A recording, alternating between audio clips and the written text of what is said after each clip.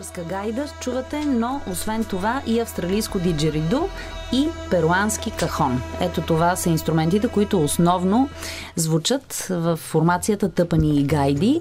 Една формация, която общо взето отворена. Няколко са основните действащи лица там. Петър Йорданов Бъни е едно от тях. Но днес, за разлика от останалите предавания по това време на тези честоти, ще говорим не с музиканти, а с хора, които организират музикално събитие. Ще говорим с част от организаторите на на концерта, който знаменува петата годишнина на тази музикална формация Тъпани и гайди. При нас са Борис Бачев и Боян Божилов. Здравейте, момчета! Здравейте! Здравейте от мен! За първи път без музикант ще бъдем, но пък за сметка на това, много ми е интересно как млади хора като вас се захващат с организиране на музикално събитие, и то не какво да е музикално събитие, а което е свързано с, както сами се наричат, съвременния фолклор или дори фолклорът на нашето време. Как изобщо се насочихте към такъв вид музикален продукт, защото вие не сте музиканти и може би за вас до известна степен това е и продукт, защото обикновено фолклора е нещо, което за повечето от нас, особено за младите хора, е по-скоро музеен експонат. Докато ето те правят много жива музика и то с инструменти от чужди култури. Да. Значи, ние като цяло работата ни е свързана с реклама и промотиране, не само на събития, но цялостна рекламна визия на различни фирми, събития и други организации. И с един от музикантите, Петър Йорданов Бъни, ние с него се познаваме от много години и не се бяхме виждали всъщност, може би 7-8 години. И се засякохме на едно негово участие и така в един разговор го попитах, какво става с теб, какво предстои. И то ми сподели, че на 11 септември ще бъде този концерт и 5 години Тъпани и гайди. И тъй като ние сме така ценители на българския фолклор, въобще на всичко, което е свързано с България и по какъвто начин можем подкрепяме всякакви такива инициативи.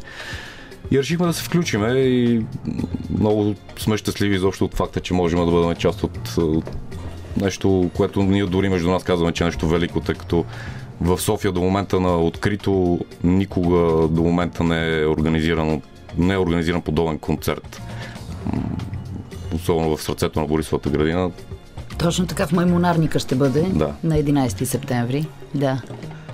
И всъщност за първи път вие се заемате изобщо с музикално събитие. Как се организира музикално събитие? Значи, първо да кажа, че наистина ние сме ценители на българската музика, като цяло на културата в България, разбира се. Това лято имахме възможност да наблюдаваме много големи такива събития, като събора в Рожен, в Гела, международния музикален фестивал, който беше в Копривщица, както и събора на Носията в Жеравна.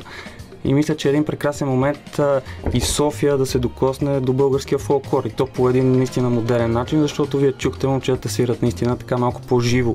Не е това скучното... Точно не е музейно, както казах в началото. Да. Не е музейно. Наистина много живо звучи фолклора, когато се прави от тези момчета, да. Точно така, и вокала Валентина наистина пее страхотно. Ще чуем по-нататък и с вокал, да. Ще чуем и нейно парче, да. А за самата организация не е никак лесно, между другото, в България да се организира каквото и да било, особено събитие с чисто фолклорен характер. Да, и то доста нестандартно, защото въпреки че е с фолклорен характер, то е в столицата, която ни се счита за център на градските събития. А фолклора не е в момента особено градско събитие. Точно така. Има го и този момент, но пък хората жадуват за нещо такова, поне от моите близки и познати, даже страшно много млади хора са приповдигнати и страшно много искат да видят наживо най-малкото изпълнение на български народни песни. Да, и то в толкова нестандартно изпълнение. Много страхотна комбинация е това диджериду, много добре интонира с гайдата.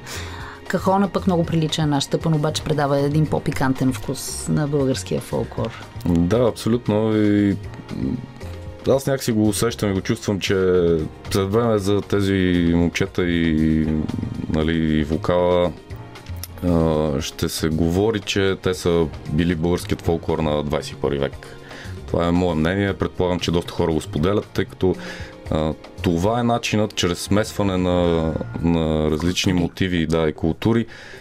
Ние живеем в отворен свят и не можем да си позволим дори фолклора, нали, което е нещо изключително, така то ни е заложено в ДНК-то, да бъде застинало във времето. Абсолютно, назад, да. Той трябва да бъде представен по един модерен начин, за да могат и по-младите хора да го усетят и да видят, че той всъщност е и нещо съвременно, не е нещо отишло си, нали, преди много години.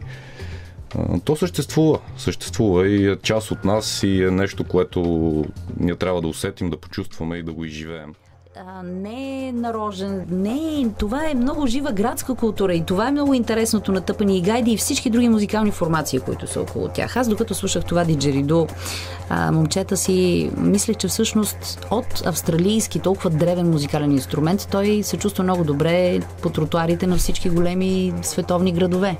Ето и българския фолклор също много добре минава през диджериду.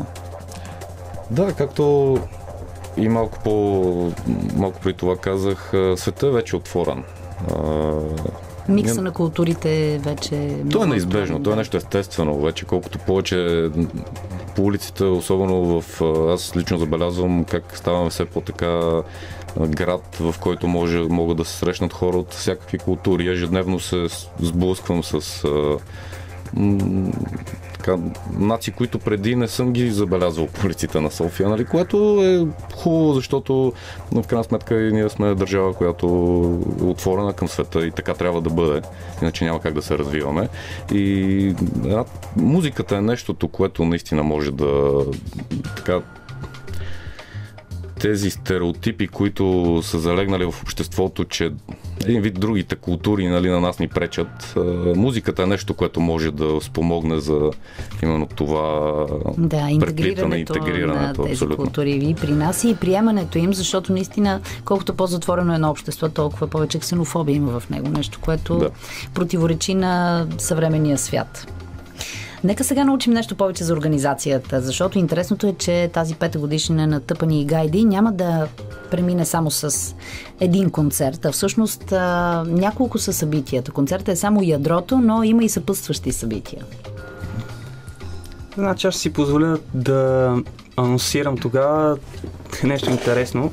Ще направим един флашмоб из целия център на София. Там по-специалното е, че няма да разчитаме на някакви промоутъри или други фирми, които да ни промотират събитието. Ще излезем ние, организаторите, заедно с цялата банда. Това са 4-мата гайдари, певицата и естествено Бъни. Ще се разходим из центъра, ще посвирим, ще раздадем флари, хората ще могат да се включат в интересни игри и ще подаряваме билети. Общо взето, искаме да ни чуят преди да решат да дойдат на самия концерт. Нека ние да ги накараме да присъстват там. Нека и Борис да каже нещо свързано с организацията. Да, и за флашмоба да допълня, най-вероятно ще стартира той следващия вторник, който предстои в 18 часа на Витошка и Патриарха. От НДК ще тръгне, ще минем по цяла Витошка, оттам ще завием покрай Шератон, ще минем пред Народния театър, градинката Кристал, ще обиколим след това Борисовата градина, ще завършим на Маймунарника, където всъщност на 11 ще бъде и самият концерт. За самото събитие, иначе сме подготвили така интересни изненади. Ще има възможност хората, тъй като самият концерт ще стартира от 20 часа,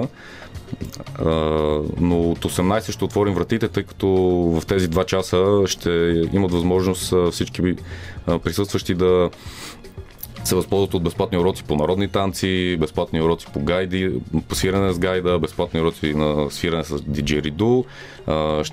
По-късно вече, като се стъмни, ще има шоу с въртене на огън и други интересни изненади. Ще има гости-изпълнители. Аз като ви слушам и двамата, мисля, че вие вече сте готови след този концерт и мини-фестивал да организирате.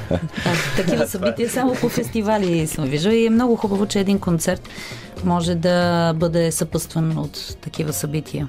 Имаме дори идея, то предстои нещо подобно, нали, не точно фестивал, през октомври месец София Fusion Fest ще бъде на 24-25 октомври, отново с групата и пак други гости, музиканти. А иначе живот и здраве вече за до година наистина смятаме да организираме и мини фестивал близо до София, но за момента това е просто една така идея, която се надяваме да успеем да реализираме, да материализираме по-скоро, тъй като все още е само в съзнанието ни. Стискам ви палци, дано това да се случи, но гледайки ви и слушайки ви, особено на базата на това, което ми казахте, че всяка сутрин се събуждате с нови идеи за този концерт и се чудите коя е най-удачна за реализация, аз не се съмнявам, че всичко това ще се случи. Благодарим. Наистина благодарим. Но аз ви благодаря и нека отново поканим всички, които се интересуват от съвременния превод на стойностния, автентичния, подчертавам, български фолклор. Сами чухте, както и сами ще чуете след малко, една много интересна композиция, която е по две народни песни: "Сън и "Защ има да живам", пак на Тъпани и Гайди, но този път с вокал.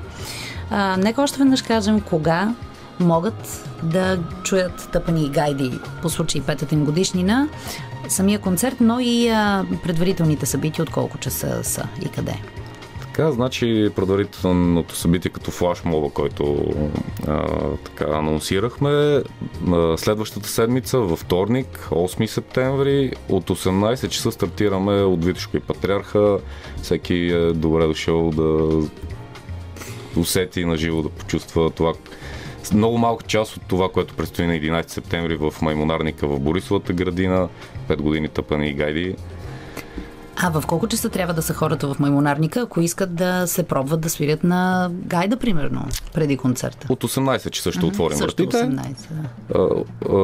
До 20 часа ще бъдат, нали, предварителните уроци по различните музикални инструменти и народни танци. От 20 часа и половина ще започне самият концерт вече. Самия празник. Това, което казахте, е наистина празник. Да. 5-ти рожден ден на Тъпани и Гайди. Абсолютно. Аз се надявам, че с помощта на хора като вас, които са ценители на истинските стойности и то в музиката, те ще продължат още не само 5 години, а много напред. И ние вярваме, че ще бъде така. И искрено се надяваме. Много ви благодаря. Това бяха Борис Бачев и Боян Божилов, организатори на събитието по случай 5-ти рожден ден на Тъпани и Гайди. Ние оставаме сега с въпросната формация Тъпани и Гайди, обещаните две песни, които са от тях събрани в една композиция: народните "Сън и "Защ има да живам".